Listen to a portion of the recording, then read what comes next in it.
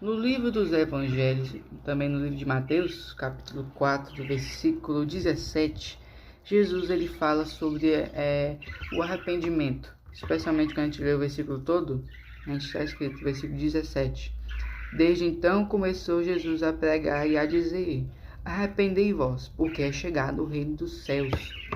Quando Jesus fala arrependei-vos, ele não está falando sobre sentir culpa ou, digamos, tristeza ou remorso sobre o seu ato. Porque assim, quando a gente peca, faz algo errado, que nos atrasa no chamar de Deus, a gente tem a tendência talvez até de sentir culpa ou remorso.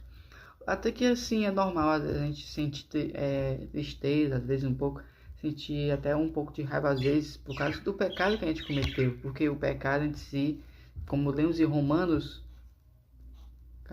que o salário do pecado é a morte, literalmente. O pecado é uma coisa que é contra a santidade de Deus, porque Deus é a própria santidade. Mas certo, indo direto ao ponto, mas Cristo não chama a gente ficar vivendo esse remorso e tristeza, ele chama a gente se arrepender de verdade.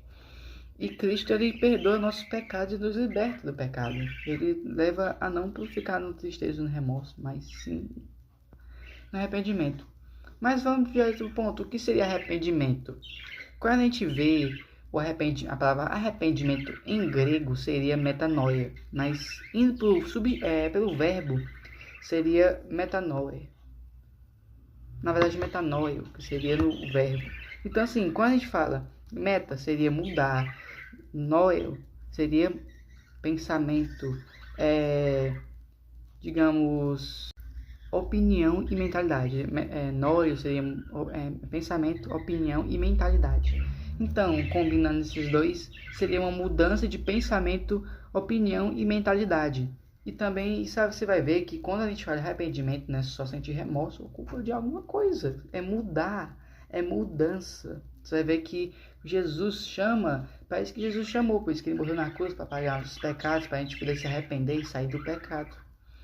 É impressionante que, mas assim, a gente tem que pedir para o Espírito, normalmente a gente tem que pedir para o Espírito Santo convencer do pecado, porque Jesus falou que também o Espírito Santo nos convence do pecado. A gente tem que pedir para ajuda também do Espírito Santo, porque a gente tem que depender do poder de Deus, porque nossas próprias forças a gente não consegue fazer o que é de Deus. A gente consegue fazer as coisas pelo Espírito de Deus, que nos capacita, que nos guia e que nos santifica. O Espírito Santo, Jesus mandou o Espírito Santo para nos ajudar. Então, peça para o Espírito Santo te convencer radicalmente do pecado e também para ele ter uma mudança radical, para a gente também se submeter ao Espírito, que também é uma mudança real.